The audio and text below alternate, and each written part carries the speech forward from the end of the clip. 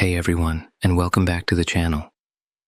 Today we're diving into some of the most unbelievable, jaw-dropping stories I've ever read.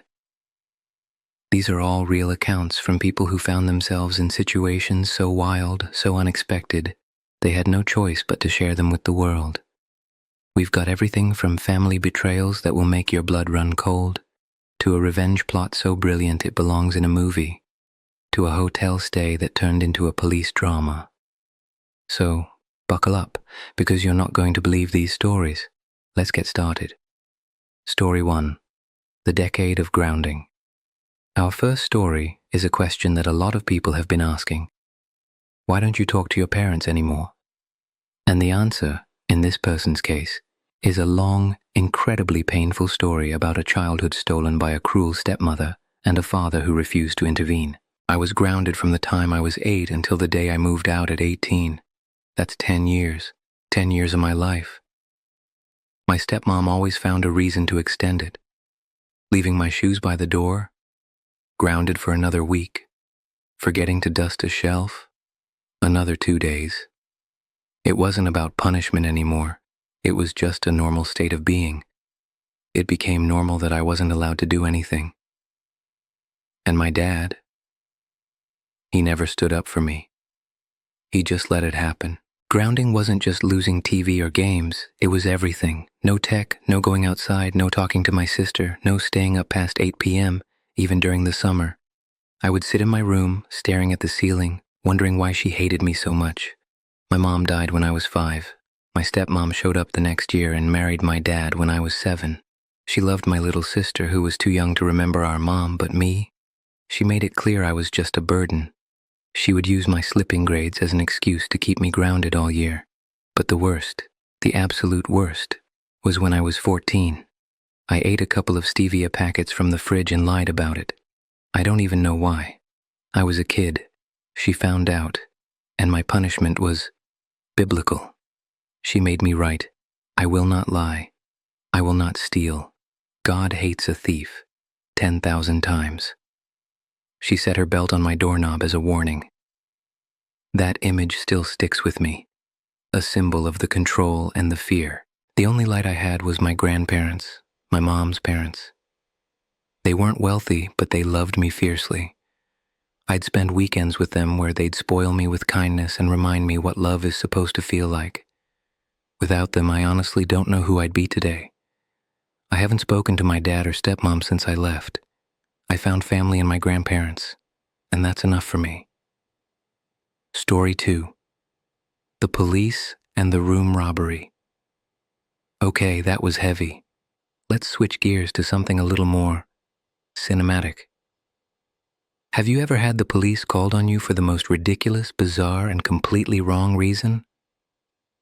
This next story is straight out of a Hollywood movie. My girlfriend and I got a hotel room one night to spend some time together. We were both in college, living at home with our parents, so privacy was a rare commodity. We ordered takeout, put on a movie, and hung out. Just a quiet night, or so we thought. Halfway through the movie, there was a loud, aggressive knock at the door. I answered, and there were 5 cops, hands ready at their belts. "Sir, we need to come in," one said. "We've received a report about suspicious activity in this room." Apparently, someone called saying we were planning a robbery, had kidnapped a child, and were holding him hostage. Oh, and we supposedly had a stash of weapons. It sounded like something straight out of a movie, which, funny enough, it was. The cops weren't in the mood to joke. They searched the room, checking closets, drawers, and even under the bed. Of course, they found nothing. No kid, no weapons, just takeout and the laptop playing the movie. The movie we were watching? The plot was about a couple robbing a place, kidnapping a kid, and hiding in a hotel with stolen money and guns. The exact story the neighbors overheard through the wall. When the cops realized, they actually laughed. They apologized for the mix-up and headed to the neighbor's room to chew them out for wasting time. After they left, we couldn't stop laughing. It was the most insane, hilarious thing that had ever happened to us. Story 3. The Ultimate Classroom Revenge. This next story is for anyone who has ever had their work stolen. You know that feeling, the weeks of hard work, the late nights, the pride you feel, and then someone else takes credit for it. This person, a quiet, smart kid, didn't just get mad. They got even, in the most brilliant way possible. I've always been the quiet, smart kid, the one who sits in the back of the class and keeps to himself. College was no different. I didn't have many friends, and honestly, I was fine with that. But the night before a big presentation, something strange happened. One of the popular guys in class, someone who'd never even looked at me, messaged me. He asked if I wanted to hang out. It felt off, but I figured why not? He brought me to a party, and before I knew it, I was drinking for the first time. I woke up back in my dorm feeling awful. The presentation was that morning. When I got to class, the teacher called on him to present first. At first, I wasn't paying attention. Then I looked up and froze. He was presenting my work. Slide by slide, everything I'd spent weeks on was right there. My name wasn't even on it. I waited until the teacher asked, "Any questions for the presenter?" I raised my hand. He smiled, thinking I'd make him look good. "Explain it," I said. He blinked. "Explain what?" he asked, confused. "Everything on this slide," I replied. The teacher asked me to be specific, so I started asking about the research and data, things only someone who did the work would know. It fell apart fast. By the end, everyone knew he hadn't done any of it. After class, I showed the teacher my drafts. She didn't need much convincing. He got a strike on his record, and I got an A. It was the most satisfying moment of my life. Story 4. The patient you hope will pass away. Not all stories are funny or about revenge. Some are a stark reminder of the fragile nature of life and the unimaginable strength of the human spirit. This next story comes from a medical professional, and it's a difficult one to hear, but it speaks to a kind of pain no one should ever have to endure. A teenage girl was napping one afternoon when a reckless driver crashed into her house. Her dad, who was in the kitchen, died on impact. The crash caused an electrical fire that ignited a gas line, engulfing the house in flames. She managed to escape with her younger sister, but she ran back inside to save her dad and the family dogs. She never made it back out on her own. The fire department pulled her out, barely alive. 95% of her body was covered in burns. Her lungs were damaged from smoke inhalation, and she had carbon monoxide and cyanide poisoning. When she arrived at the hospital, we didn't know how she was still alive. Her burns were mostly 3rd degree, which meant no feeling, but the 2nd degree burns caused unimaginable pain. The only untouched skin was a small patch on her thighs. Her face, eyelids, and lips were gone. We started treatment, antibiotics, dressings, and debridement, scraping away dead skin to help healing. The infection hit hard. Within days, fungus burrowed into her wounds, leaving deep holes we had to clean out. I'll never forget scraping around her fingertip, only for it to come off completely. Every day felt like a losing battle. We all thought the same thing, but never said it aloud. No one should have to survive this. But she did. After months of pain, surgeries, and therapy, she left the hospital. Last I heard, she's studying to become a what? That is one of the most heartbreaking and inspiring stories I've ever heard. It's a testament to the human will to survive, even in the face of unimaginable horror. Story 5. The Freeloaders and the Dinner Bill. Okay, let's lighten the mood again. We've all had those friends, right? The ones who mysteriously disappear when the bill comes, or who act like they're just getting water and then order the most expensive steak on the menu. Well, this person was tired of it, and they came up with a brilliant plan to shut down their freeloading friends once and for all. I got invited to a group dinner and decided to go. Normally, I'd avoid it like the plague because 2 couples in the group were notorious freeloaders. They'd order the most expensive items, stack up cocktails and appetizers, and then insist we split it evenly when the check came. Meanwhile, I'd be sitting there with a single meal and a soda, getting screwed over every time. The only reason I agreed to go this time was because I was assured they wouldn't be there. But of course, surprise, surprise, they showed up. I wasn't about to cause a scene over it, but I knew exactly how this was going to play out. So I decided to get ahead of it. Halfway through dinner, I excused myself, found our server, and asked him to separate my bill before anything else came to the table. He agreed without hesitation. When the check finally arrived, I casually handed over my card and paid for my portion, leaving a solid 25% tip.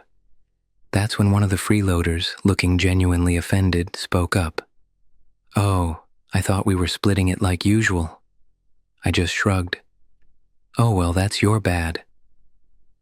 That's when two other people in the group suddenly decided they wanted their bills separated too. The freeloaders started panicking, realizing their usual scam wasn't going to work this time. They ended up stuck with their ridiculous bill, scrambling to split it between themselves. The tension at the table was thick, but I just sat back sipping my soda, enjoying the best meal I'd ever had. Story 6, The Vanilla Myth. This next story is just bizarre. It's a hilarious but also kind of mind-bending look at cultural assumptions and how they can lead to the most ridiculous conclusions. I grew up in rural Japan, where my classmates had never seen a white person before. Wanting to make a good impression, I bought vanilla perfume and wore it every day.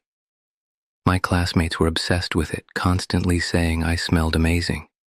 Some even told me they wished they could smell like me. But when I suggested they buy the same perfume, they'd laugh like I was joking. I never thought much of it until one day I ran out of perfume. At lunch, my friend leaned in and asked, "Why don't you smell like vanilla today?" I groaned, explaining I had to take a 2-hour bus ride just to buy more. Then she hit me with the dumbest thing I'd ever heard. "Wait, you wear perfume?"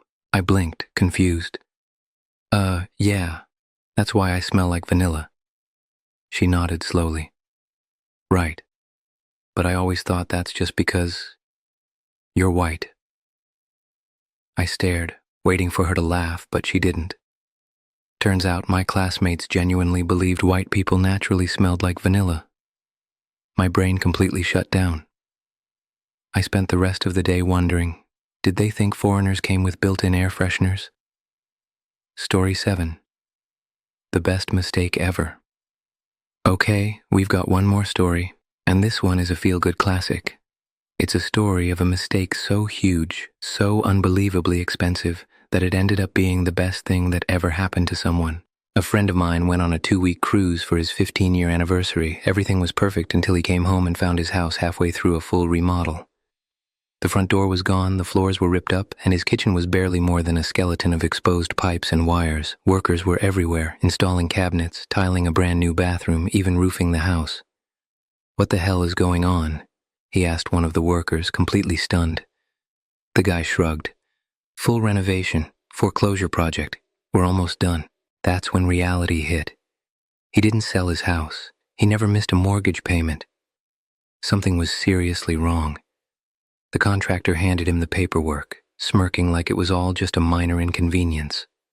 My friend skimmed the document and nearly laughed out loud. "This says 214 Oak Street," he said, pointing to the address. "This is 241 Oak Street." The contractor turned pale.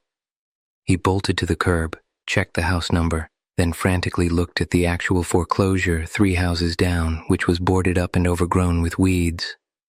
Silence. Then, "I gotta make a call."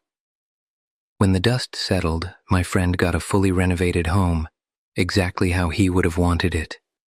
New floors, a modern kitchen, a fresh roof. The real estate company responsible had to pay for all the damages and even replace the furniture that got trashed during demolition. Basically, he got a brand new house for free. Best mistake ever. So there you have it. 7 of the most mind-blowing stories I've ever read.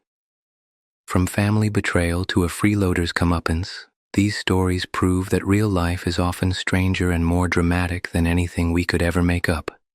I want to hear from you. Which of these stories blew your mind the most? Have you ever had something this wild happen to you? Let me know in the comments below. And as always, don't forget to like, subscribe, and ring that notification bell so you don't miss our next video. We'll see you next time. We'll see.